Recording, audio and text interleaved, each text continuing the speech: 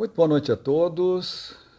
Vamos começar mais um encontro aqui com o projeto Vozes Afluentes, numa ótima e produtiva parceria com os cadernos de música da editora Azougue.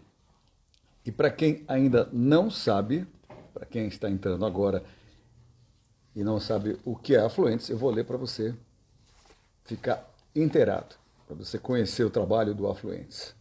Além dos canais nas redes sociais, obviamente, você pode conhecer o trabalho do Espaço Afluentes aqui no Instagram, mas também pode conhecer o trabalho do Espaço Afluentes no seu canal do YouTube. Então vamos lá, vou ter que ler porque eu não decoro, claro, né? Sejam todos bem-vindos. Daqui a pouco vou chamar o meu parceiro nessa empreitada aqui, que é o meu querido Leonardo Lixotti. Antes, vou ler esse pequeno texto e já o Lixotti entra aqui para me ajudar a conduzir esse bate-papo com a nossa queridíssima Annelise Assunção, nossa ilustríssima convidada dessa noite. Então vamos lá. O Afluentes é um coworking situado no centro do Rio de Janeiro e é também um coletivo singular, um espaço virtual de cultura, desenvolvimento pessoal e coletividade. E este Vozes Afluentes é uma parceria, como eu disse aqui, com os cadernos de música da editora Azougue. Muito bem, meu querido, hora de chamar Leonardo Lixotti. Espera aí, cuidado, não derrube o celular.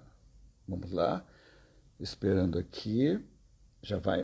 Meu parceiro, muitos bate-papos, Leonardo Lixotti está vindo, vai entrar, atenção, um passe de mágica.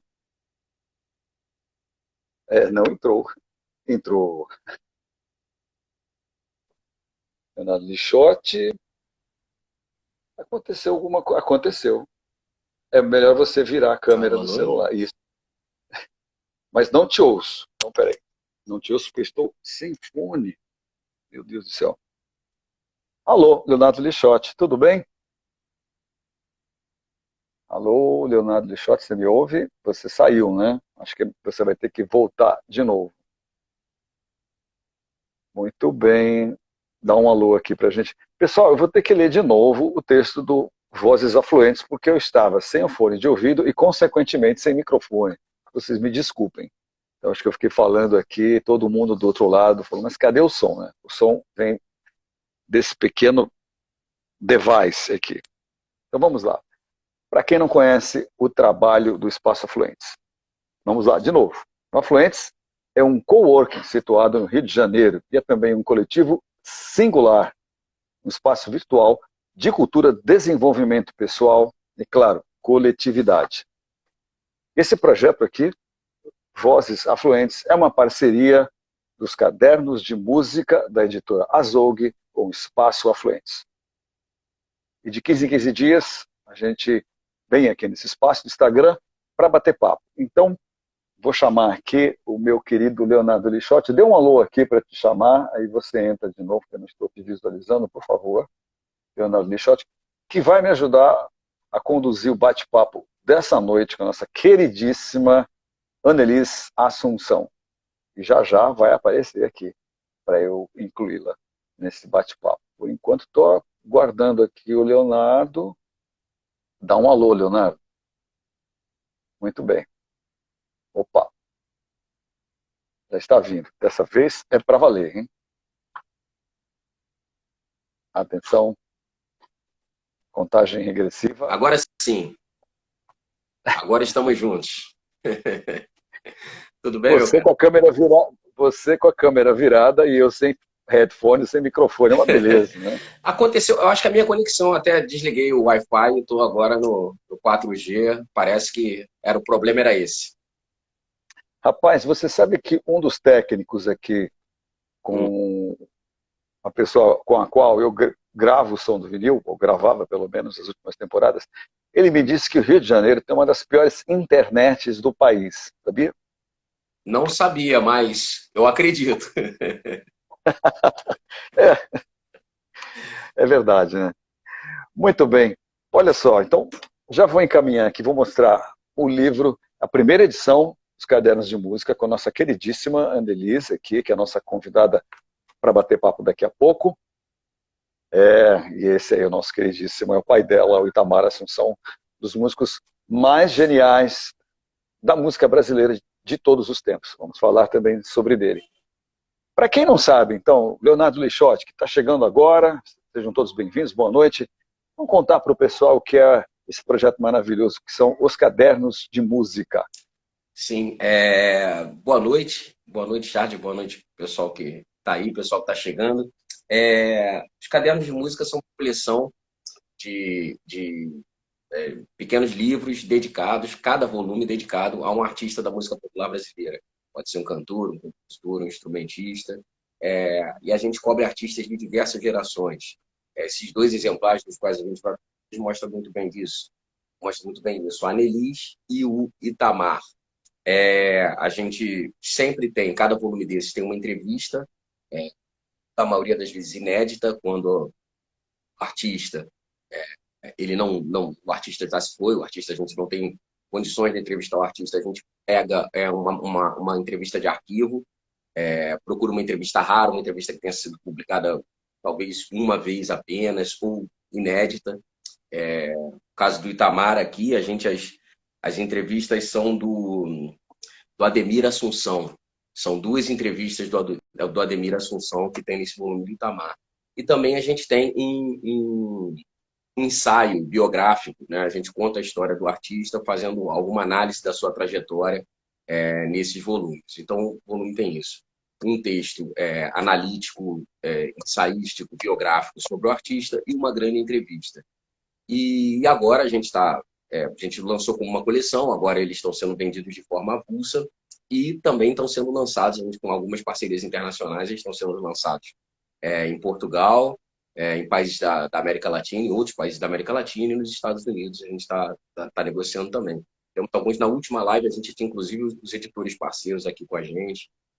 Foi bem interessante a conversa, essa perspectiva. E vão ter artistas, né, Charles? Artistas de outros países, né? Nesses, a gente vai estar lançando em Portugal artistas de países lusófonos e na América Latina artistas de outros países da América Latina, além do Brasil. É isso. Muito bem.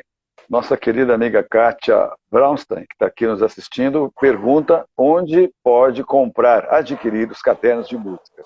Por enquanto, eles estão sendo vendidos antes, como eu estava explicando, antes era uma assinatura, eles eram distribuídos 2 volumes por mês na casa do assinante, o assinante recebe em casa, mas agora eles são comprados de forma avulsa. Por enquanto, enquanto a gente não botou eles disponíveis nas lojas virtuais, nas livrarias virtuais e nas livrarias físicas, ele pode ser comprado por e-mail da editora Azug. O link vai estar. A Mari está falando que vai colocar o link aí já. Olha aqui que a Annelise acabou de entrar a Annelise acabou de entrar na sala. Deixa eu clicar nela aqui para a gente já chamar a nossa querida convidada. Peraí. Engraçado que às vezes a gente toca aqui no ícone, né? Mas não vai. No meu caso, não está indo. Eu estou clicando aqui na Annelise, mas não está acontecendo nada. Tecnologia, como diz minha filha, tecnologia falha, pai. Ela deu até uma acenada aqui. Annelise, manda alguma mensagem aqui pra gente, tipo, oi, que eu acho que aí isso facilita você entrar aqui. A Marina está me ajudando. Have no requests to join. Manda mais um alô aqui. Tenham paciência, pessoal, porque não está rolando, eu não estou conseguindo adicionar. Live é que nem... a Anelisa falou alguma coisa aí. Live é que nem carro a álcool, né? Ele demora assim, mas depois que engrena, vai. Espera aí. Estou na área. Espera aí, Nelissa, a gente está tentando aqui, viu? Espera aí, agora vai. Agora vai. Vamos em contagem regressiva. Ela está entrando. Atenção. Passe de mágica. Cá está, nossa querida. Muito boa noite, amiga. Tudo bem? Tudo bom a vocês? Boa noite, Anelis. Tudo bem? Tudo certo. Tudo massa. Minha Prazer. querida, a gente se encontrou anos atrás, né? Você deve se lembrar. O Som do Sim. Vinil estava fazendo um episódio sobre o seu pai, o Itamar, né? Eu conversei com você e com a sua irmã. Já faz um tempinho. Alguma coisa tipo 10, 11 anos. Por aí, por aí. Faz um tempão.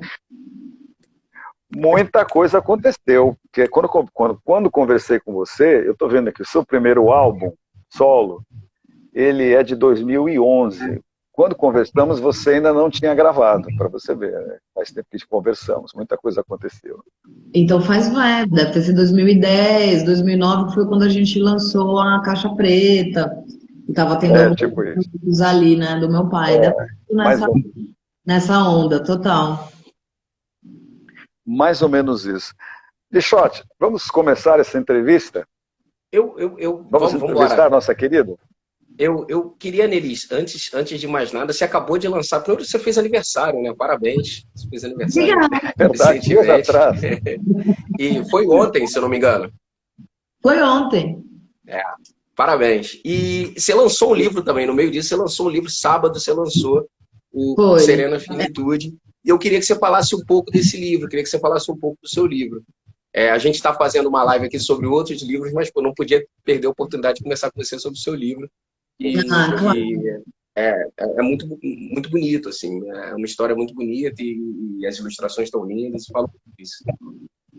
É lindo, né? A Aline Bispo foi um presente, assim, também ter podido fazer esse trabalho com ela, né? Dividir com ela. Bom, é o meu primeiro livro, embora seja um livro infantil, por conta de ser um livro ilustrado, eu tenho percebido até que ele tem um apelo para muitas idades, né? Porque, principalmente para pessoas que têm irmãos e irmãs, porque parte dessa história de duas irmãs e dessa relação né, de irmãos mais velhos e mais novas, como essa relação se dá, né, como uma pessoa mais velha, a irmã mais velha está sempre relacionada a mais conhecimento, mais experiência. E então eu acabei eu fiquei um pouco com a necessidade de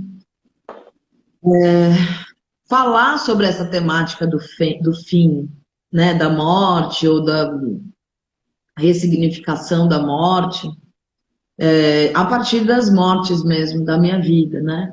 Então, eu tive um luto muito difícil da minha irmã e decidi tentar elaborar, até como um exercício psicológico mesmo, emocional, né?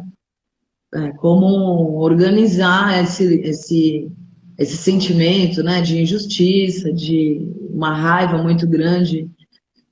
E nós éramos muito próximas, então eu fiquei, ainda passo por isso, mas o tempo é sempre um amigo, vai amenizando assim, né, as coisas, mas é uma falta muito grande, né? Parece que é um membro assim do corpo da gente né, que falta, que a gente fica aleijada. Então, e com os meus filhos, ou com o filho da Serena, como eu observei, estava observando como eles se relacionavam com isso, o que as crianças acham que acontece, e como na nossa cultura realmente a morte é quase um tabu, assim como o sexo, né? A gente inventa que, vai pro céu, e fala assim com as crianças, né? E a gente não correlaciona a morte ou a decomposição das coisas, ou o que a gente come, a gente não correlaciona o bicho que a gente come, que a criança come, né, com essa transformação. Então, e eu sempre achei isso, né, que a gente tem, infelizmente, uma falha, assim, ou é um pensamento cristão, ou é um pensamento também relacionado a outras religiões, mas na nossa cultura a gente ainda não é muito maduro esse assunto, a minha impressão é essa, sabe? Sim. Então, eu escrevi o Serena Finitude. Primeiro para mim, para eu organizar um pouco isso dentro de mim. E aí depois eu vi que era um texto que fazia bem a outras pessoas também. E aí segui o caminho, fui convidada lá pela Veneta, mostrei o texto, eles se apaixonaram e tem sido muito lindo, assim, a repercussão de fato. Recebi muitas mensagens muito legais de pessoas que estão em processos de finitude com pais ou avós, ou que perderam irmãs, irmãos, pessoas que perderam pessoas na pandemia, professores usando o tema trabalhar dentro da sala de aula, porque a morte já é um assunto chato, e na pandemia a gente falou muito disso. Sim. As crianças ficaram muito impressionadas, porque todo mundo estava com medo de morrer. Então, está sendo muito legal, assim, eu fiquei falando esses dias que a vida tem sempre um jeito muito dolorido de ser doce, né? Então, é impressionante você ter uma boa repercussão, comemorar um sucesso de um texto que é tão triste, né? Que me custa muito. Mas estou feliz, porque de fato, estou percebendo que ele veio para fazer algum sentido mesmo, ajudar. Sim. E embelezar, né? Porque, afinal de contas, é isso. Também é arte, poesia, artes plásticas, né? As ilustrações da Aline são muito especiais. Então, tudo isso é estímulo só para o bem, né? Estou contente. Ótimo. Muito bem. Gente, Parabéns pelo projeto. Desligar o forno, tá? Porque tem uma torrada torrando. É uma pena que a gente não pode compartilhar a comida, que talvez em algum Exatamente. futuro isso será possível, né? Sim, os cheiros essa é a grande falta, o grande buraco dessa live aqui, essa falta da gente sentar em volta de uma mesa, beber as mesmas coisas e comer junto. É verdade. Nem a comida, nem o cheirinho. Sim. E Anelis, você queria perguntar alguma coisa? Né? Sim, essa maneira de olhar para a morte, né? Ela é na sua obra e na maneira como você se expressa publicamente, ela contamina a sua maneira de olhar para a vida, né? O Museu Itamar, por exemplo, e a estátua, né, do Itamar, o texto que você escreveu, por exemplo, na inauguração da estátua, o texto que você postou no Instagram, que é muito isso, né? O que é aquilo, a espiral, né? Assim, ali ele está alimentando coisas que virão, alimentando coisas que já vieram. Fala um pouco dessa maneira sua de lidar com esse legado gigantesco, que é uma responsabilidade, né? Mas também é uma luz, né? É um fogo, é um negócio que a gente vê pessoas muito mais jovens até que os nossos filhos conhecendo a obra de Itamar agora e tendo a oportunidade de ir lá, entrar lá no museu e olhar tudo. Fala um pouco disso, de como é que você lida com esse legado e quando é que você se deu conta. Eu acho que a Caixa Preta foi um marco nisso, né? Sim, Na verdade, meu pai morreu em 2003 e a primeira coisa que aconteceu depois foi o lançamento do disco dele com o Naná, que eles estavam finalizando, e aí ele, enfim, piorou um pouco da doença, se afastou um pouco do processo, e em 2005, então, esse disco é lançado. Então, foi a primeira coisa a acontecer. E ali a gente foi começando a entender o que a gente tinha que aprender a lidar com essa herança, que, na verdade, a gente conseguiu até uma espécie de uma autorização assim, judicial, porque o inventário do meu pai ainda não tinha ficado pronto nessa época. E porque demorou muitos anos, porque era um inventário de bens imateriais, e foi muito difícil encontrar juízes que fizessem o julgamento desse inventário, porque não tem valor pré-estabelecido, né, uma obra. Então, embora existam algumas tabelas de mercado, é uma coisa completamente relativa. Então foi muito difícil, porque era um inventário de obras, né? Com centenas de canções, discos, textos, e, e a gente começou a aprender que aquilo era uma herança e que como a gente ia lidar com ela, né? Então foi muito bonito, porque toda a vida meu pai sempre falava que a obra dele era nossa, né?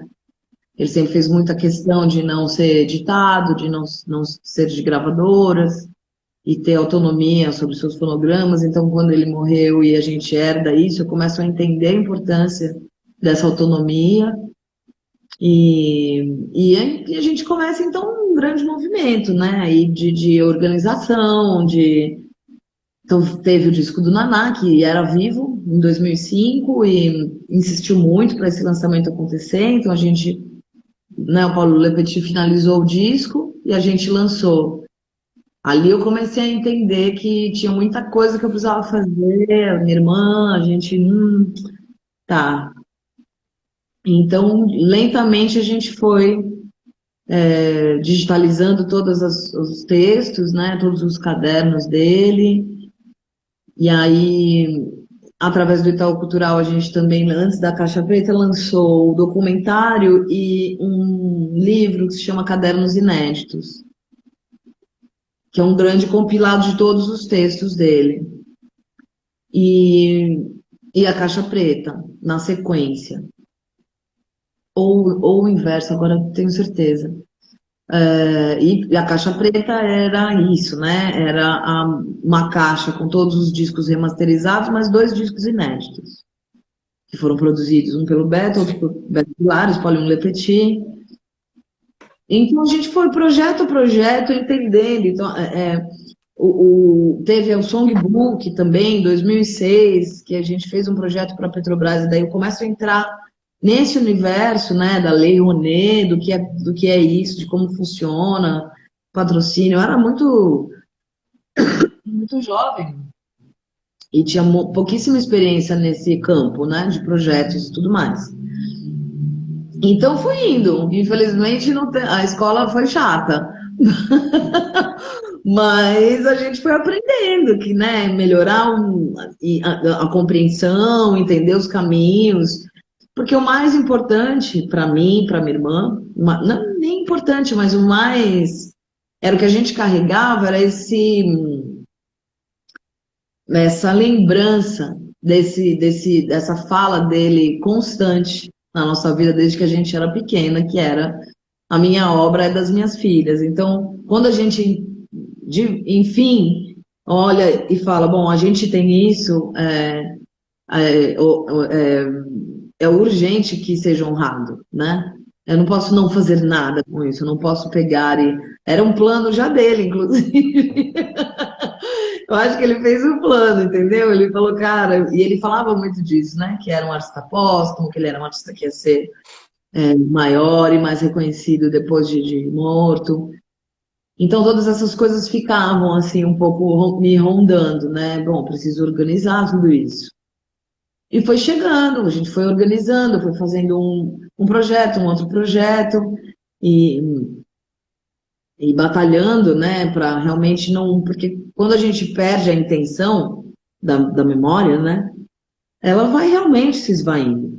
É um fato mesmo, e a gente ainda tem esse porém no Brasil de já ser um lugar com pouquíssimo interesse em preservar. Então, a gente tem esse histórico, não só nas artes, né, mas na nossa própria história social. Então, eu percebi que todas as vezes que tinha um intervalo entre um projeto e outro, que eu ou a Serena parávamos de dar um pouco de atenção, a bola caía muito, né? E é contínuo mesmo, é um movimento espiralar. Eu tenho filhos, os meus filhos... como é que eu crio essa relação dos meus filhos com esse avô, ou com uma época, ou com um momento... né, os entrecruzamentos históricos entre o período que o avô fez música no Brasil e fez arte em São Paulo. Sim. movimentos, enfim. Então, não tem muito como escapar. E eu fui ficando muito obstinada em cuidar dessa memória. Ficou mais difícil depois que a Serena morreu, mas eu não sou sozinha, eu tenho muitos parceiros, pessoas muito apaixonadas pelo Itamar, muito, que respeitam muito essa história e que me acompanham tanto no museu quanto em outros projetos. O museu foi um grande feito, assim, uma equipe muito grande. E no meio do caminho que eu fui me dando conta do tamanho que era, assim, que era muito maior e muito mais, com uma responsabilidade muito mais séria do que um site, simplesmente, né? Sim.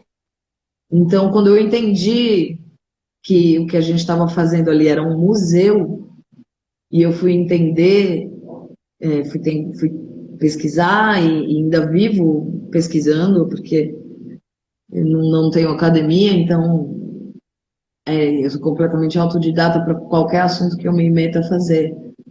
Então, eu fui começar a entender o que significa um museu na sociedade mundial, das civilizações todas, com esses suportes todos, né, do Fred, que é o diretor artístico desse museu, da Thaís, da Priscila, enfim, a gente virou um grande grupo de estudo até conseguir organizar e colocar isso no ar, né? Então Legal. é muito profundo, e é sempre uma oportunidade para você ver como aí isso tudo fica, né, sempre se relacionando, porque quando eu falo da minha irmã, que por ser mais velha era a pessoa que me ensinava as coisas, e agora quando ela me falta, né, na matéria, eu continuo aprendendo tantas coisas com eles, né, com meu pai, com a minha irmã. Não fosse isso, não fosse a infelicidade barra oportunidade da morte, eu talvez não soubesse, né, nada disso, e eu tenho muita coisa ainda para entender e para saber. E me Sim. assusta, porque eu ando com muitas pessoas que são filhos e filhas de artistas, e a gente fala muito, assim, a gente troca muito, Ava, Rocha, Yara, Yara Renault, filha da Alzira, Tulipa, e a gente está sempre trocando, assim, falando sobre esse lugar, né, esse tipo de herança que a gente tem, que não é no nosso caso, né, no meu, tá? São bens materiais, não é uma casa, né, uma fazenda que eu herdei e vou administrar. Como é que eu cuido de uma obra, né? Como eu dou valor a isso? Eu acho que a única forma de dar valor é deixar acesa essa luz, para que as pessoas possam conhecer. E eu percebo que o Itamar, a gente pode criar intersecções incríveis da figura que ele é, sem que as pessoas precisem gostar da música ou da obra, entende? Mas os pontos de intersecção sociais, civis, são gigantes.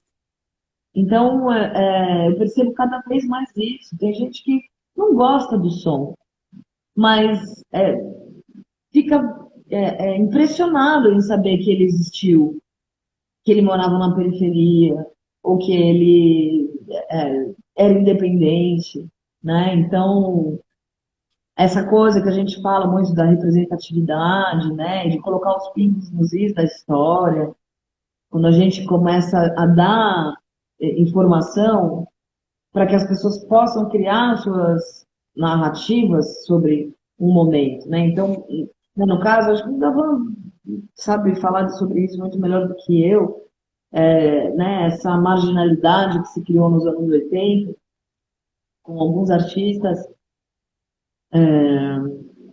e essa alcunha de maldito, né? Algo que foi dado e que o público mesmo, as pessoas não tinham como achar que era uma outra coisa, né? As pessoas só podiam acreditar naquilo, era aquilo que as manchetes das maiores entrevistas dele, né? Na Folha de São Paulo, no Estado. Artista maldito lança mais um disco. Artista maldito faz show meia-noite na sessão maldita no teatro tal. Então, isso amarra a memória no lugar que eu quero desamarrar. Eu acho que esse é o meu foco aqui, sabe? É tirar um pouco como a história foi contada, ela foi contada, mas tentar tirar um pouco de cima dessa memória, essa negatividade, né, da produção e da trajetória mesmo, né, dele.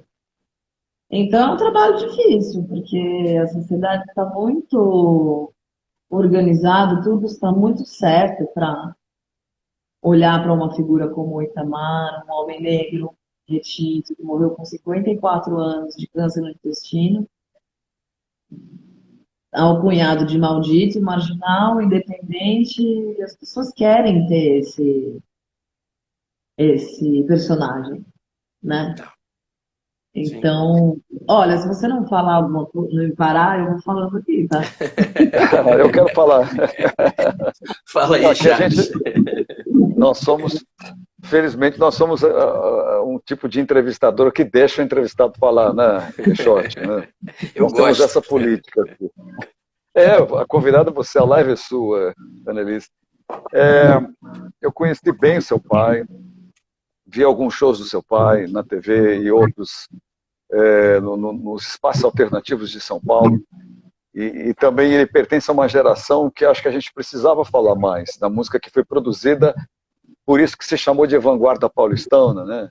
Por Arrigo Barnabé, Paulo Barnabé, o seu pai, Grupo Rumo, Língua de Trapo, Premeditando Breck, e acho que outros nomes que eu não estou me lembrando aqui, mas que compunham isso que a imprensa acabou batizando de vanguarda paulistana. E eu vi aqui, lendo esse delicioso aqui livro, Os Cadernos de Música, onde você fala que cresceu, né, que você era pequena, mas você chegou a ver um show que eu vi várias vezes, que era o Clara Crocodilo, do Arrigo Barnabé, assim, que era banda Sabor Veneno, se eu não me engano. Né? Sabor de Veneno. Era um show fantástico. Sabor de Veneno, né? E era um show fantástico, assim, na época. Você chegou a ver esse show, você conviveu com essa turma, mas você era pequenininha, não? Muito, muito pequena, toda a vida, né? Meu pai e o Arrigo vieram para São Paulo juntos, né? Do Paraná. Se conheceram no Paraná, então meu pai veio para São Paulo em 76, 5. Ele ficou de 69 até 65 no Paraná com o Arrigo. Então, eles eram muito, muito próximos, muito amigos. O meu pai tocava na banda Sabor de Veneno, tocava baixo. Depois ele começou a fez a banda dele. Mas eu não sei. Seu pai era um baixista muito interessante, sabia? Muito interessante. Tinha um jeito de tocar baixo e de tocar groove, assim, muito interessante, assim. Não vi ninguém tocar baixo que nem ele. Ele parou com baixo, com o instrumento, mas a vida toda ele compôs pensando assim, né? Pensando no baixo primeiro. Sim. Frases e desenhos, enfim, era uma paixão mesmo dele. E eu vi milhões de shows do Arrigo, e aquilo para mim era aquilo, né? O Arrigo ele era um HQ, a gente amava que ele ele entrava no palco com aquele sobretudo e óculos e fazia uma voz que ele não tinha quando a gente estava em casa. Então eu achava o máximo que daqui a pouco ele vai fazer aquela voz, né? Que ele falava daquele jeito, que ele criava aquele personagem, né? Sim. E eu sabia tudo, eu sei até hoje, de cor e salteado. Tem um negócio que eu adorei que você fala nessa entrevista que a gente fez no livro, que é a coisa era meu saltimbancos, né? Aquilo ali era meu saltimbancos. O Arrigo Barnabé, o saltimbanco da Annelise. E isso põe em xeque, tudo que você está falando, essa coisa do maldito, de música difícil, né, assim, você foi colocada de frente para aquela música e aquilo dali te entrou como uma coisa lúdica e divertida, porque era efetivamente, né? Sim. Eu acho que eu e muita gente é, somos a prova de que qualquer pessoa que tivesse a oportunidade de ouvir aquilo sem nenhum tipo de filtro, sem ninguém dizendo antes, né? Da pessoa ouvir, ter já uma pré-avaliação. É estranho, é esquisito, é confuso, é feio, enfim. São sempre adjetivos muito negativos. Aí e as pessoas não conseguem entender o que que é música difícil, né? Então, Em tempos, e hoje, sobretudo, né, música difícil, talvez seja difícil de entender. exatamente, exatamente. Então, acho que faltou mesmo, né? Faltou oportunidade, eu tenho certeza, assim. E também ouvi Saltimbancos, mas muito pouco. Muito menos, na verdade. Não, e não Do porque que a eu Rico Barnabé. não escolhia, não, mas aquilo era muito natural, né? A gente cresceu nesse ambiente, com Pepe Espíndola, Arrigo. Para que eu queria? Ah, É uma fase, eu queria. discussão à parte, dentro dessa equação da música difícil, da música alternativa de São Paulo. E São Paulo, até puxando agora um pouco o assunto para a tua obra, né, tua obra autoral, seus discos, impressionante como São Paulo conseguiu, ao longo das décadas, proteger a cena independente, apesar de todas as ondas que foram e que vão e que chegam da indústria fonográfica e da indústria do entretenimento, né? São Paulo manteve uma pujança na sua cena independente, né? E você é uma das pessoas importantíssimas dessa cena, né? E para fechar o raciocínio, eu me lembro que na nossa época uma coisa que era fundamental eram os espaços que a gente podia se apresentar, e um dos espaços que eu vi, inclusive, eu não me lembro se eu vi o seu pai tocar lá, mas provavelmente ele tocou, né? Que era um porão que ficava ali em Pinheiros, chamado Lira Paulistano. Teatro, que era um porão que foi transformado num teatro, que era a coisa mais genial. Ingresso baratíssimo, shows de segunda a segunda, e assim, e a voz da música independente de São Paulo. Eu acho que eu vi quase todo mundo, assim, acho que eu vi Rumo tocar no Lira Paulistana, eu acredito, eu não sei se viu o seu pai, né? Mas enfim, isso porque você fala uma coisa sobre São Paulo, quero puxar uma sardinha aqui para o meu lado paulistano. Eu já sou um híbrido, né? Já sou metade carioca, metade paulistano, mas estou com um pouco de saudade da minha metade paulistana. Então vou mandar uma frase aqui que você disse numa entrevista para... Aqui, ó, é o Expresso da Periferia em parceria com o coletivo Nós Mulheres da Periferia. Você deu uma entrevista fantástica para esse site, que está na internet, é só procurar quem quiser ver a entrevista na íntegra, né? Além dos cadernos de música, claro. Então você disse o seguinte: São Paulo me inspira em tudo, em crescimento, em possibilidade, é uma poesia caótica, é uma cidade complexa e fundamental para o Brasil. Por favor, desenvolva. Acho que é isso mesmo, né? Tá dito. Eu sou super paulistana, aquelas que tem amor e ódio diariamente. A gente É, sabe, né? São Paulo é uma tem. cidade com muitos problemas Eu também tenho. e tá muito cheio, né? É uma cidade que tá cara demais, tá desigual, como há tempos a gente não percebia. Então, ela é uma cidade que a gente consegue ver as feridas do Brasil mais potencializadas, todas elas, né? A inflação, a miséria, os problemas estruturais, trânsito e as coisas boas, né? A produção cultural incansável, né? As pessoas com uma sede mesmo de consumir arte. São Paulo, eu acho que é. Eu tive uma oportunidade também, porque a gente sempre morou na periferia, na Penha, né? Na Zona Leste, e a gente não tinha carro. Então, eu fazia tudo com meu pai na cidade de metrô e ônibus, e eu conhecia a cidade quase toda, porque tudo era para os lados do centro ou da zona oeste, né? Sim. Ensaios, estúdios, as casas de show, as casas dos parceiros, os músicos moravam, né? Os artistas plásticos faziam as capas dos discos, os fotógrafos, todo mundo. Ninguém estava na periferia, né? Das artes. Então, a gente Sim. conseguia bater a cidade, assim, eu aprendi. Conheci, eu fui estudar na Moca, que é relativamente perto até da Penha. Com 13 anos eu já estudava, pegava metrô, ônibus para ir para a escola. A Moca do lado do centro, daí já comecei a explorar o centro da cidade. Então,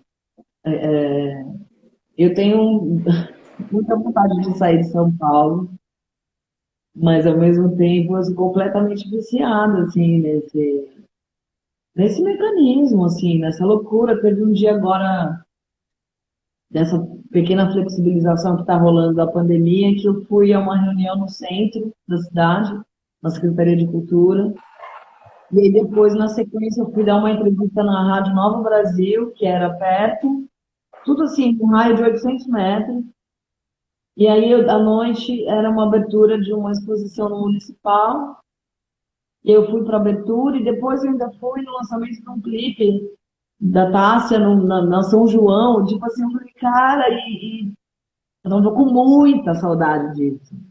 De sair, de sair, de chegar no centro e, putz, conseguir fazer um monte de coisa andando e só coisa incrível, e encontrar um monte de gente, assuntos completamente diferentes me deu esse, puta, eu precisava lembrar dessa cidade, assim, um pouco, né?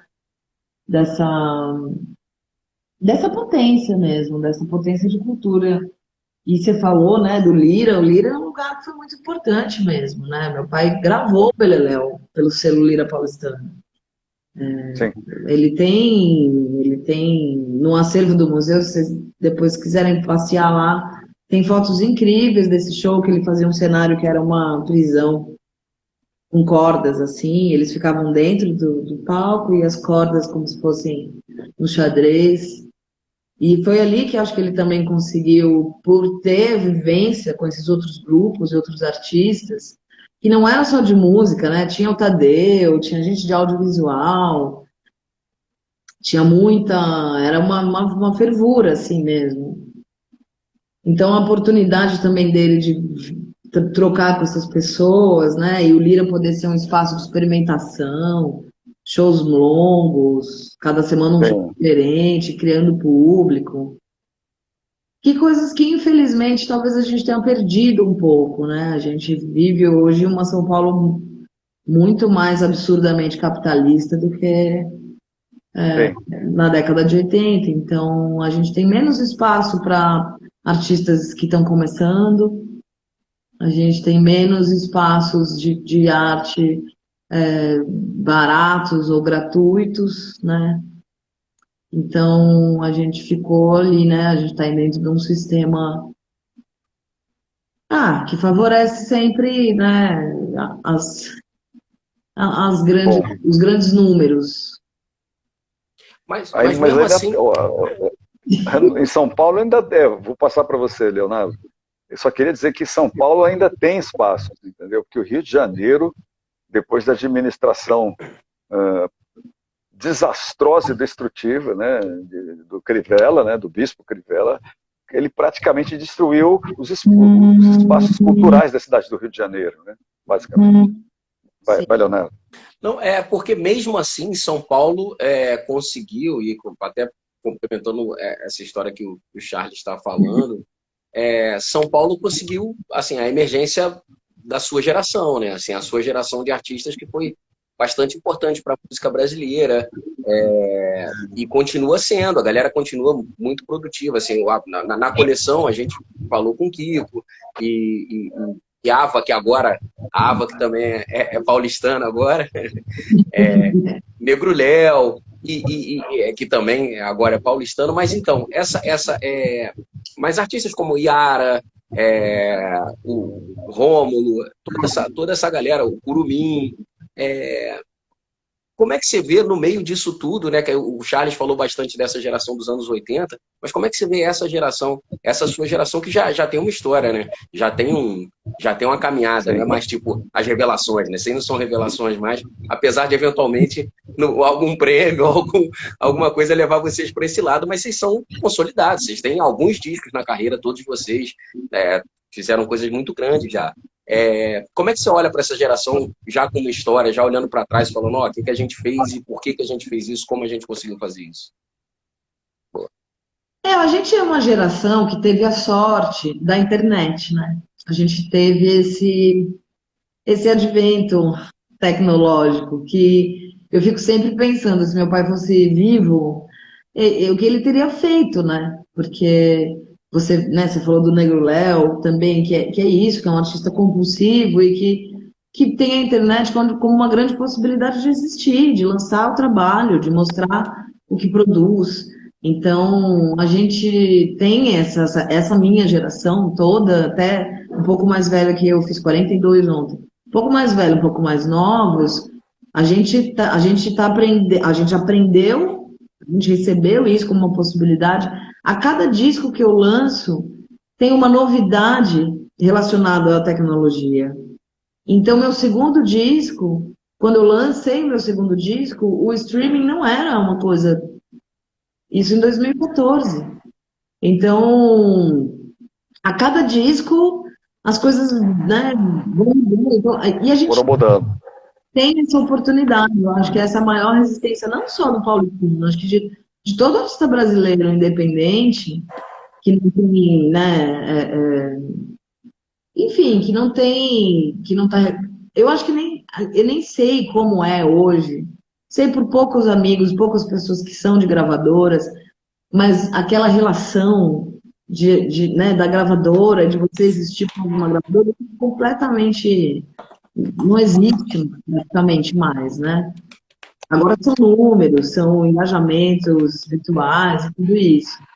Mas eu vejo uma geração que teve essa referência, né, da vanguarda, de certa forma, desse movimento que estava atrelado à independência, né? Nem todos os vanguardistas foram independentes o tempo todo, né? Mas era um movimento, era um pensamento de como é que a gente faz para ter um disco? O que precisa? Como a gente divulga esse disco, né? Como é que... Então eu me lembro, assim, eu me lembro de conversas, de reuniões, eu me lembro de meu pai milhões de lambes para sair de noite colando nos postes, nos muros da cidade para falar do show. A gente não tinha telefone. Meu pai usava o orelhão do mercado na rua para mandar avisar que tinha chegado, que ele estava fazendo um disco que ele queria lançar, e aí ele mandava um telegrama para a Folha de São Paulo. É uma coisa impensável hoje. Mas ele dava entrevista do Orelhão também? Ele chegou a dar entrevista do Orelhão? Ele só dava entrevista do Orelhão.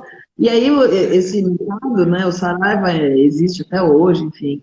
E eles deixavam ele dar o número do Orelhão para receber ligação. Então, às vezes ligavam lá no Orelhão, aí falavam quem vinha falar do meu pai, aí alguém descia lá em casa e falava, ó, vai ligar daqui a 10 minutos, de novo, sobe lá no mercado. E outro dia alguém me perguntou por que tinha umas fichas na exposição, fichas da Telesp, da Embratel, né? A gente, no acervo, eu fui achando nas coisas do meu pai, ficha em tudo quanto é lugar, de sapato, porta-joia, carteira, bolsa, tudo, pilha de ficha. Todo lugar a gente achava uma ficha dele. Ali que ele começou a arrumar as coisas dele, logo que ele morreu, né? E aí minha mãe guardou, assim, todas as fichas. E aí alguém me perguntou, porque certamente acho que é alguém que não sabe o que é, como funcionava.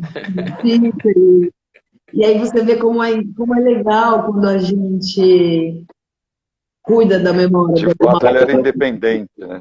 Você vai contextualizando.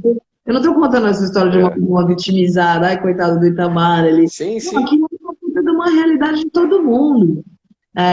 Pouquíssimas pessoas tiveram um telefone.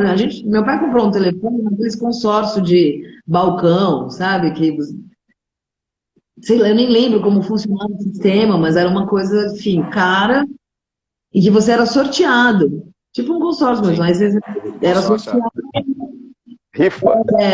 Em São Paulo tinha umas rifas de telefone também, que eu passei por isso. Né? O telefone fixo, né? Que custava uma fortuna. E era um bem. Era declarado como um bem, né? Era declarado no imposto de renda como um bem, sim, né? Sim. Que absurdo. Então, olha, a gente não tem muito tempo ainda. Eu queria... Por favor, conclua, desculpa. Não, é isso. Falando aí das Queria puxar uma frase aqui, aproveitando que você está aí, que você foi desligar o fogo, se eu não me engano, ou o forno, no começo desse bate-papo. Uma frase aqui no livro que eu achei um parágrafo sensacional. Está aqui. Annelise disse certa vez, isso aqui foi um trava-língua. Annelise, certa vez. Annelise disse certa vez, tem horas que acho que minha missão é romper padrões. Outras horas, acho que é fazer um bolo de laranja. Talvez sejam os dois numa mesma receita. Desenvolva, por favor.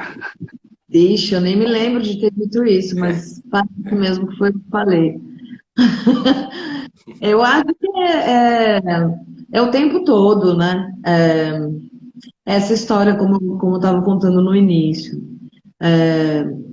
Não é fácil cuidar de memória, honrar a memória. E também não é fácil acertar o bolo de laranja. Tá? Muitas vezes fica embaixo. Não é. Não é uma iguaria o bolo de laranja, é difícil. O bom bolo de laranja é difícil. Pode ficar pesado, pode ficar duro.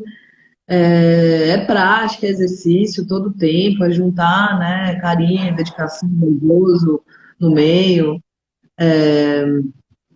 Eu elaboro tudo da minha vida aqui nessa cozinha, da minha casa, há muitos anos. Desde que meu pai morreu.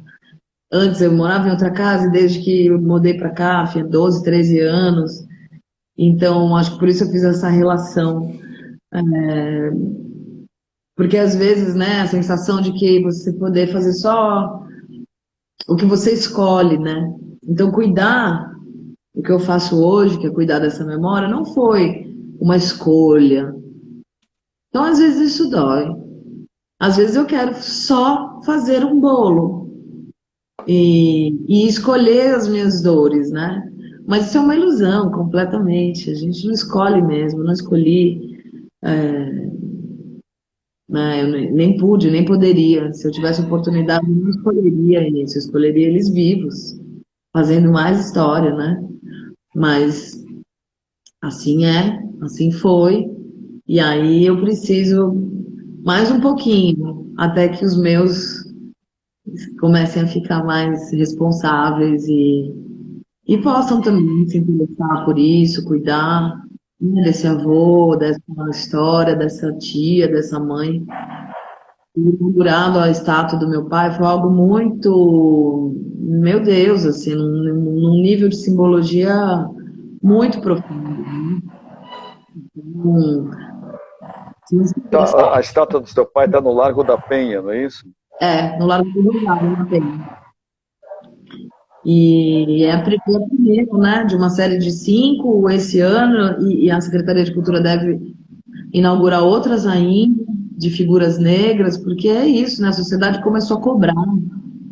Então a sociedade está pedindo para tirar a marginalidade desses corpos, né? Então eu fico feliz, porque acho que de certa forma todo esse trabalho que eu faço contribui, estimula, provoca, né, para que as pessoas possam fazer essas cobranças. A gente quer ver mais homens e mulheres negros representados na cidade, né? Eu posso nem gostar do Itamar. No dia da inauguração teve eu tô com um projeto que é colocar uma GoPro assim escondida, não é nem meu, é da Marina essa ideia.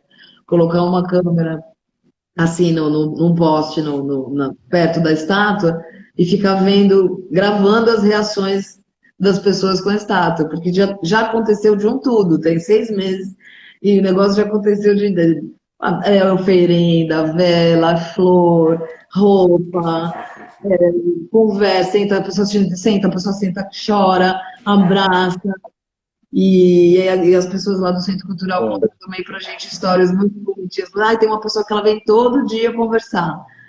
com ele. Então, e aí, no dia da inauguração, um cara quer tirar uma foto. Ele viu que era alguma coisa acontecendo, quis tirar foto. Daí alguém falou, você gostava do Itamar? Ele, não conheço, não. Caramba, tô aqui. Olha só, tem um recado. Tem um recado aqui da Zélia Duncan, que eu vou ler aqui, porque já eu congelei ele aqui na minha tela, e acho que não sei se todo mundo leu, né? Que está assistindo esse bate-papo, provavelmente até está nos vendo aqui nesse momento, né? Porque ela passou por aqui, e diz o seguinte: Itamar fazia bolo de tudo que passava pela cabeça dele, e tudo tinha imenso sabor. Assim é com você, Annelise. Essa é a nossa querida Zélia Duncan, uma das pessoas que mais defendeu e defende a obra do seu pai até hoje. Sim. Gravou um disco com músicas dele, né? Enfim. A Zélia é uma e defende. É uma pessoa. E defende, é incrível. Defensora. Defensora, da obra do seu pai. Explicação, paixão, né? Não tem explicação essas coisas. Né? Eu falo para vocês, ele é engraçado. Por que você gosta tanto dele? E ela, eu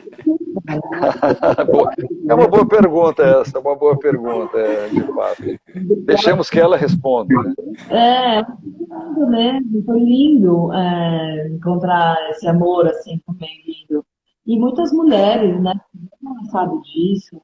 Ele sempre teve muito próximo, as mulheres se identificam de alguma forma com a própria trajetória dolorida, de dores mesmo, né? Talvez as mulheres se aproximam dessa obra.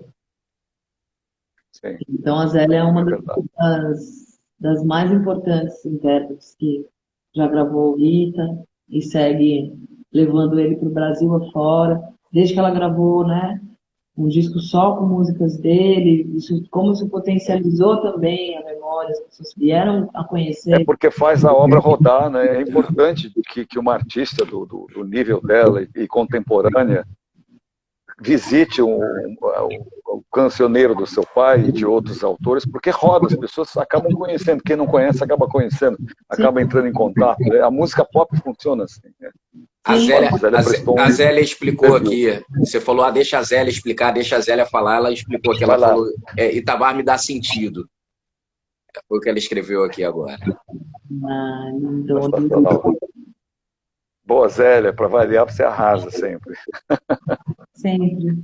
Vai, Lixote, nosso tempo está se esgotando, eu acho que a gente podia fazer mais uma pergunta, cada um para Annelise. Eu fico curioso com essa relação que você fala que, assim, a sua obra e a sua vida está muito relacionada, diretamente relacionada. Você cresceu ouvindo as canções do seu pai e começou a trabalhar com ele, começou a trabalhar com música, né, com ele. Mas quando é que você te chamou a atenção primeiro? Você conhecia aquelas músicas ali, mas assim, como música, não como uma coisa que fazia parte do seu cotidiano. Mas quando você coloca assim, cara, essa canção aqui é realmente, essa coisa que ele está dizendo aqui. Qual foi a primeira canção dele assim que te acendeu? Nem sei se você conseguiu identificar isso, porque ela devia estar tão ali no seu cotidiano. Mas você tem alguma que foi a primeira que te despertou para a grandiosidade daquilo? Eu não sei, sempre me perguntam isso. Eu não sei se é a minha memória ou se eu inventei esse lugar para poder ter essa resposta, porque é muito difícil dizer, né, momento e qual momento e qual a música. É tudo muito misturado. O Beleléu, que é o primeiro disco dele, nasceu no mesmo ano que eu. Muito provavelmente, aquele meu primeiro ano de vida, foi a coisa que eu mais escutei. Chega de conversa mole, meu nome é Benedito Johnson, enfim, então, talvez seja o Beleléu em si, a coisa que eu mais... Porque eu achava o máximo, toda vida, assim, toda vida eu ouvia. Mas eu acho que a música é mega música. Porque ela é mais diferente, ela é uma música como poucas, com harmonia, com dedilhado, com um violão que é mais que destoa da forma como ele compunha. Ela me chamava atenção por causa disso. E tinha aquele cânone, tem, né? Ela tem um cânone e muitas vozes, muitas aberturas de vozes. E eu ficava querendo saber o que que era aquela pessoa, né? Até eu descobri que era a Serena, que ele fez quando minha mãe ficou grávida dela. E que era a primeira filha dele, ele ficou, acho que ali meio assustado de ser pai, pelas, pelas histórias que a minha mãe conta, né? E aí, então ele chegou um dia e fez essa música para minha mãe, em homenagem a ela, a Serena. Então, e eu mesma nunca ganhei uma música. Mas sei lá, né? Quer dizer, eu acho que eu tenho várias, eu posso pegar várias emprestadas para mim, nem preciso de uma história. Porque hoje, como mãe e compositora, eu sei como os filhos provocam e inspiram a gente o tempo inteiro, né? Então, essa terceira pessoa que aparece nas canções, muitas vezes, né, não é uma história de amor afetivo, né? Hétero. Às vezes é um pai e um filho. Então, acho que Nega Música eu gosto da história dela. E ela me chamava a atenção por isso, que ela é quase de ninar, assim, né? Ela tem um balanço, funciona com o bebê. E Lindo. agora eu só fui pensar em tudo isso, aí adulta, né? Comecei a escrever, comecei a ver que danado, né? Que jeito bonito de construir uma ideia. Mas aí só, Legal. primeiro só sentimento, que é como tem que ser mesmo, né? Sim, exato. Só sentir. Olha, Zélia continua comentando esse bate-papo aqui. Ela mandou mais um recado aqui que eu vou ler, não posso deixar de ler, né? Amo demais esse legado e essa família. Recado para vocês todos aí, do outro lado, né? Querida Annelise, né? Antes da gente encerrar, o papo está muito gostoso. Eu queria subir um pouco a temperatura da conversa, porque eu acho que talvez ninguém melhor do que você não é a única, mas talvez poucas pessoas como você têm o que a gente chama de lugar de fala para refletir sobre o que eu vou te perguntar aqui, Annelise, né? Até onde me diz seu pai, isso foi uma questão central da obra do seu pai, da carreira do seu pai, o tempo todo, né? Nos discos, nas músicas, na postura dele, enfim, e na sua também. E de quase todo mundo que nos frequenta aqui nesse espaço, né? Anos atrás, eu me lembro, assim, que a gente entendia que o Brasil era um país extremamente racista, né? Por anos atrás, eu vou melhorar, décadas atrás, né? E recentemente, nos últimos anos, né, além de nós reconhecermos o racismo estrutural, né, que povoa a sociedade brasileira, né, a gente vê, eu vejo com muita preocupação e perplexidade também, Annelise e Leonardo, as demonstrações explícitas de racismo que a gente tem testemunhado nos últimos anos, né? Se antes as pessoas tinham algum constrangimento em dizer e expressar o seu racismo, o seu machismo, sua misoginia e todos os outros preconceitos assim, que tanto dificultam a nossa vida, né, a nossa evolução como sociedade, né, como coletividade, né? Mas assim, ultimamente, não só do lado da música e da cultura, mas também do lado do futebol, né? Um espaço que eu frequento bastante, eu participo de um programa de futebol no Sport TV, às sextas-feiras, e parece que toda semana, parece não, é fato, toda semana tem um episódio sobre racismo para a gente comentar no programa. Assim, naturalizou as manifestações explícitas racistas. O que você acha disso, hein? Como é que a gente chegou nessa situação de naturalizar expressões assim que antes, pelo menos, eram condenadas, né? As pessoas não falavam abertamente, né? Olha, eu não sei. Eu não sei se é pior, na verdade, porque agora, à medida que a gente. Eu não acho que antes as pessoas não falavam, as pessoas não É, expressavam. Eu acho que a gente viveu uma sociedade onde isso não se proliferava tão rápido. Mas os professores falavam dentro da sala de aula, é, os pais dos coleguinhas falavam. de mim, da minha irmã, do nosso cabelo, ou do meu pai. As professoras achavam que eu e a Serena éramos adotadas pela minha mãe, porque minha mãe é branca. Então, eu passei toda a vida vendo isso, vivendo isso, sentindo. O meu pai foi preso muitas vezes, ou abordado milhões de vezes, preso algumas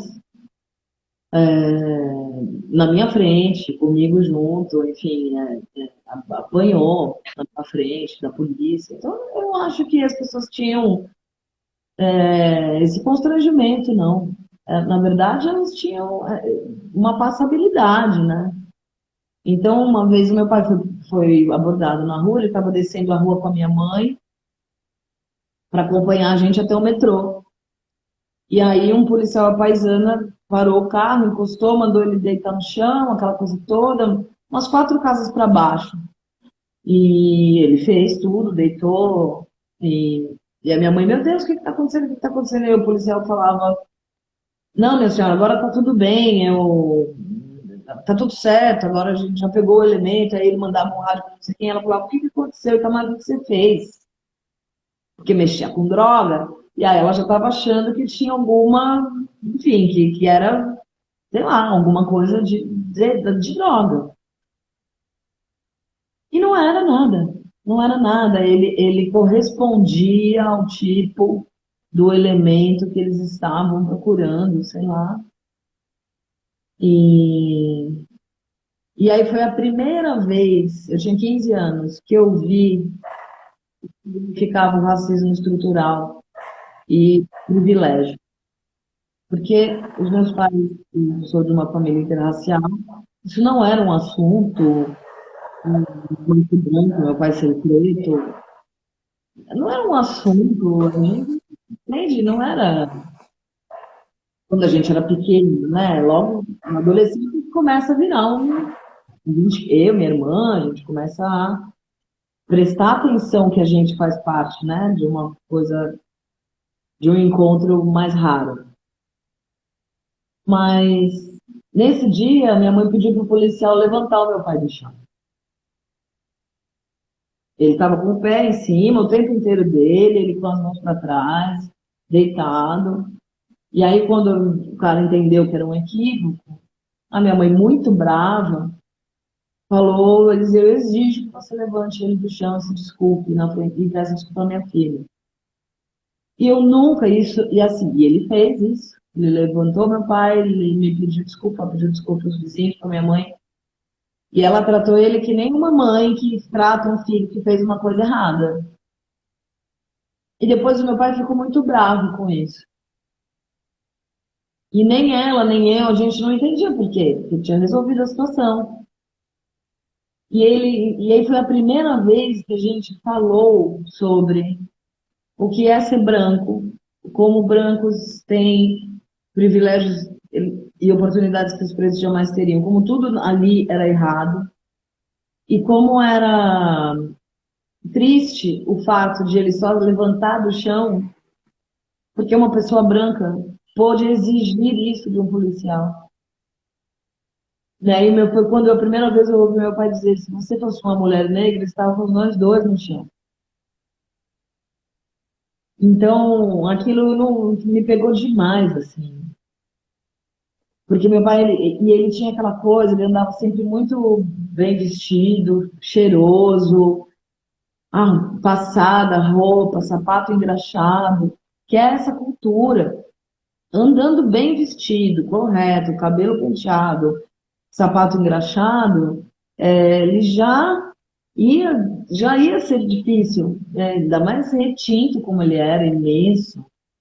Então, ele não podia ser um desleixado. Ele não podia ficar sem camisa e descalço, ir de Havaiana até o mercado sem camisa,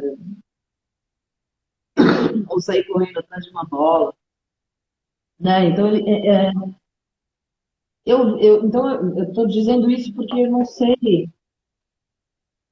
não acho que antigamente era diferente. Eu acho que sempre foi assim. Eu acho que agora a gente fala mais, expõe. A emissora de televisão ela é cobrada para demitir ou afastar o jornalista, ou o ator, ou a diretora, ou enfim. Mas eles não começaram a fazer isso agora. É que agora a sociedade está falando, não dá mais para ter isso na novela. Não dá mais para esse comercial ser desse jeito. Nós não queremos mais ver um diretor que abusa. Então, as instituições grandes estão tendo que tomar atitude, estão tendo que trazer esses corpos para outros lugares de poder mesmo. E como diz a Érica, né, eu adoro que ela fala que é a alternância, eu acho que é um grande momento, assim, é um grande momento de começar esse pensamento, que é a alternância.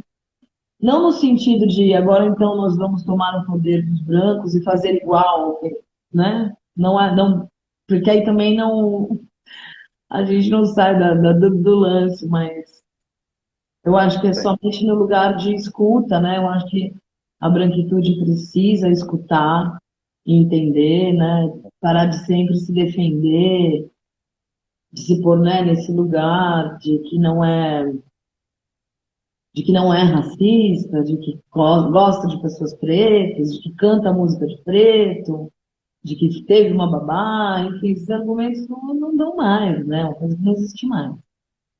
E eu acho péssimo que a gente tenha que eu sinto muito que você toda semana tenha que comentar um episódio de racismo no esporte. Mas a vida toda foi assim, né, Charles? A vida toda.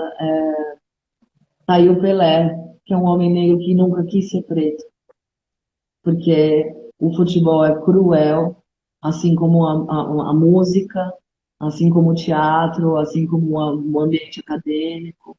Os brasileiros não queriam ser negros, né?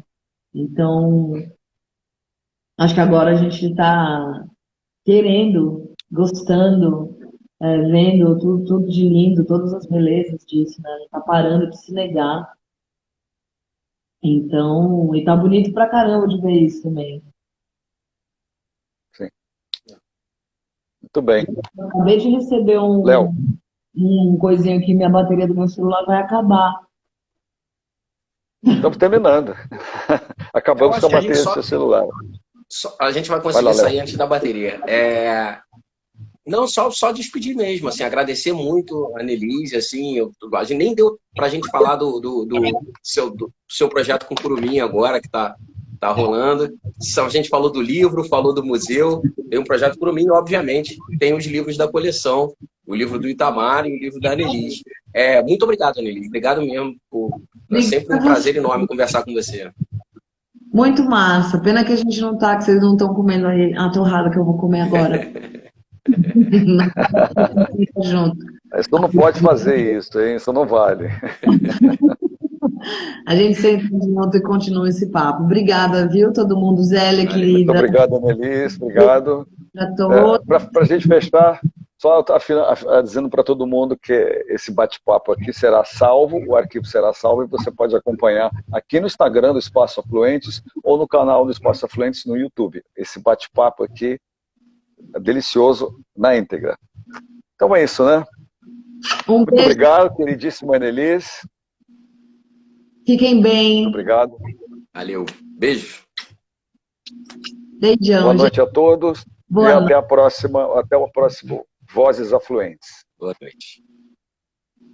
Boa noite a todos. Obrigado, Annelise.